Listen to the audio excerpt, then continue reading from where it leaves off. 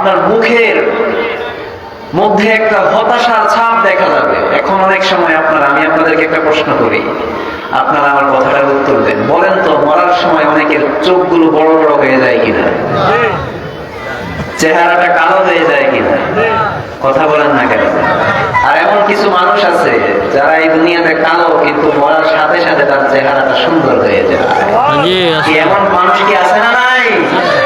আপনারা বুঝতে হবে এগুলো হলো ভালো মৃত্যুর চিহ্ন। আর যারা সারা জীবন সুন্দর ছিল কিন্তু মরার সাথে সাথে তাদের চেহারাটা কুৎসিত হয়ে যায়, বুঝতে হবে এটা খারাপ মৃত্যুর লক্ষণ, এটা জালেমদের মৃত্যু। এবার আমার রব্বুল আলামিন বলেন, ওয়া মান ইয়াতাআদ্দা হুদুদাল্লাহি ফাউলাইকা হুমুয-যালিমুন।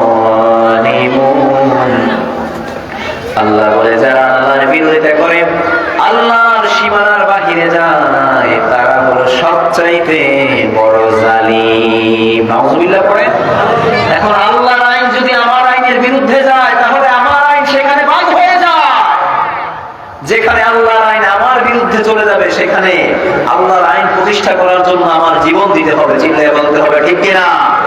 আল্লাহর আইন প্রতিষ্ঠা করার জন্য যদি জীবন দিতে হয়, তাহলে জেনে রাখেন আপনি মুজাহিদ ফি সাবিলিল্লাহ, আপনি আল্লাহর রাস্তায় মুজাহিদ। সুবহানাল্লাহ পড়েন।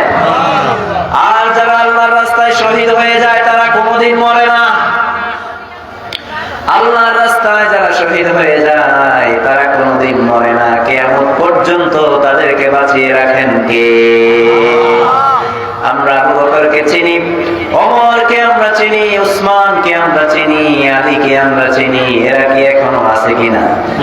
এরা কি এখন আমাদের মধ্যে আছে?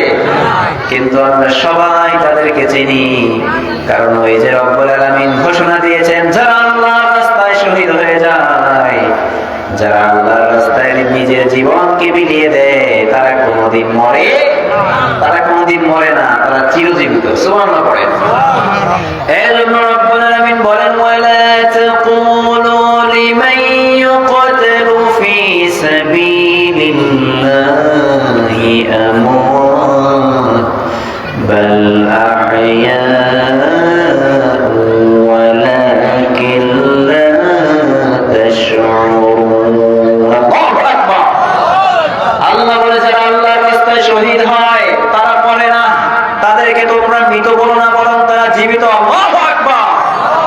ওয়ালাকিন লা তাশউরুন, বরং তোমরা এটা কল্পনা করতে পারবে না, এটা উপলব্ধি করতে পারবে না তারা কিভাবে জীবিত থাকে। তোমরা কি জানো? কিয়ামত পর্যন্ত তারা ইতিহাসের পাতায় জীবিত। সুবহানাল্লাহ পড়েন। আমি আর আপনি যদি আজকে মারা যাই, 1 মাস পরে আমার আর আপনার কোনো খবর থাকবে না, কিন্তু তাদের নাম স্বর্ণাক্ষরে লিপিবদ্ধ থাকবে কিয়ামত পর্যন্ত। এজন্য আমরা সবাই মুজাহিদ হতে চাই। চিল্লায়ে বলতে হবে, ঠিক কিনা? আল্লাহর রাহে নামতে পারি আর না পারি, তাদেরকে একটু সাহস দেওয়ার সেই যোগ্যতা তো আমাদের দরকার আছে। কি বলেন? যারা আল্লাহর রাস্তায় জিহাদ করে, তাদেরকে সমর্থন করার দরকার আছে। আমরা নিজেরা তো যেতে পারি না, যারা আল্লাহর রাস্তায় জিহাদে যায়, তাদেরকেও আমরা সমর্থন করি। আমরা তাদেরকে জঙ্গি বলি। নাউযুবিল্লাহ পড়েন। তারা জঙ্গি নয়, তারা হচ্ছে মুজাহিদ ফি সাবিলিল্লাহ। চিল্লায়ে পড়েন সুবহানাল্লাহ।